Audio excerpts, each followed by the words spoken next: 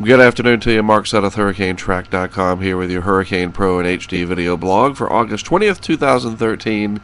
I want to welcome back to the program my summer cold, making a repeat performance.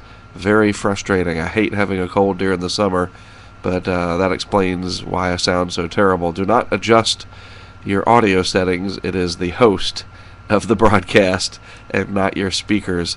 But enough about me. Let's take a look at a couple things pretty quick here today so I don't have to make you suffer through this nasally broadcast.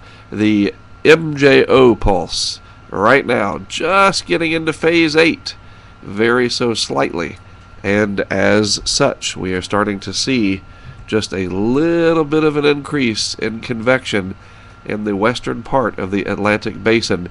You see this satellite loop. There are a lot of areas of popcorn showers and thunderstorms, indicating the gradual changeover to more rising air or upward motion in the western hemisphere. This tropical wave down here starting to flare up a little bit of a disturbance riding along the Texas coast, and then just all around more convection in the eastern Pacific as well.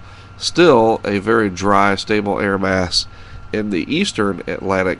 Looking at the Madden-Julian oscillation going forward, yes, it is forecast to move through phase 8 into phase 1 and then finally into phase 2, which strongly favors tropical cyclone formation in the Atlantic basin. And as it passes through this area here, we see Africa mentioned right there. We should see a marked increase in tropical wave activity coming off of Africa. And owed to that fact, here is the 12Z GFS, brand new, hot off the press. This is 5 days out from this morning's run, just coming out now. This is 120 hours out into the future, and the GFS seeing a tropical cyclone developing just to the southwest of the Cape Verde Islands. Here's the west coast of Africa, and this may be the start of the active period that we have been anticipating.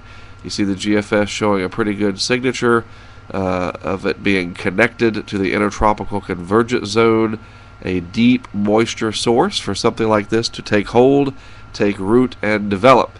So we shall see. Although things are quiet right now across the tropics with no tropical cyclones out there at this time, I think that's going to change. In the eastern Pacific, we need to watch this system as it develops, more than likely going to develop, and head off possibly towards the Baja, as the pattern in the eastern Pacific is also changing, one that favors less of this type of a track and more towards something that would impact the Baja or elsewhere in Mexico. So we'll talk about this feature more tomorrow.